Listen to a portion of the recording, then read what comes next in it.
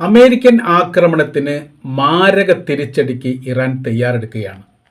കഴിഞ്ഞ രാത്രിയാണ് കരാർ ലംഘിച്ചുകൊണ്ട് ഇറാനിലേക്ക് യുദ്ധവിമാനങ്ങൾ ഇരച്ചു കയറിയിട്ട് വ്യാപകമായിരിക്കുന്ന നാശമുണ്ടാക്കിയ തരത്തിലുള്ള റിപ്പോർട്ട് ആദ്യം പ്രസിദ്ധീകരിച്ചത് അമേരിക്കയിലെ മീഡിയകളും പത്രക്കാരും തന്നെയാണ്. പിന്നീട് അതിനോടനുബന്ധിച്ചുകൊണ്ട് ഈ സംഭവം നടന്നത് ഇറാൻ സ്ഥിരീകരിക്കുകയും ചെയ്തു.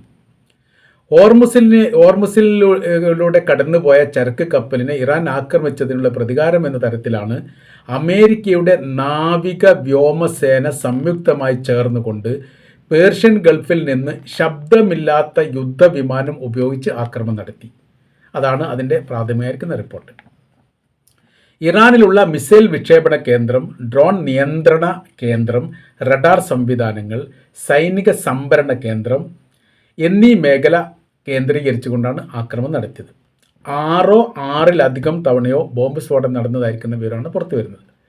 ഇത് യുദ്ധപ്രഖ്യാപനമല്ലെന്നും പ്രതിരോധ നടപടിയുടെ ഭാഗമാണെന്നും അമേരിക്കൻ പ്രസിഡന്റ് ഡൊണാൾഡ് ട്രംപ് ഈ വിഷയവുമായിട്ട് ബന്ധപ്പെട്ട് പ്രതികരിച്ചു.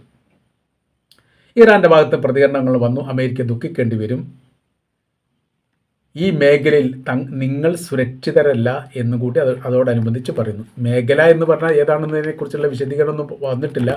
ഗൾഫ് മേഖലയിൽ അമേരിക്കയുടെ സൈനിക ബേസ് ആവാൻ സാധ്യതയുണ്ട് എന്ന് പറയുന്നു.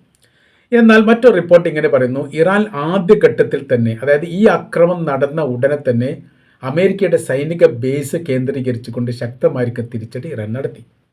എത്രത്തോളം നാശനഷ്ടങ്ങൾ ഉണ്ട് എന്നതിനെക്കുറിച്ച് കൃത്യമായ രീതിയിൽ പഠനം നടത്തിക്കൊണ്ട് അതിൻ്റെ വിവരങ്ങൾ പ്രസിദ്ധീകരിക്കുമെന്ന് ഇറാൻ ഈ വിഷയവുമായിട്ട് ബന്ധപ്പെട്ട് പ്രതികരിച്ചു. സ്ഫോടനത്തിൻ്റെ വ്യാപ്തി അളക്കാൻ പറ്റാത്തത്ര കഠിനമായിരുന്നു എന്ന് അതിനോടനുബന്ധിച്ച് പറഞ്ഞു. അഥവാ ഇറാൻ അമേരിക്കയെ ആക്രമിച്ചതിൻ്റെ കാര്യമാണ് പറയുന്നത്.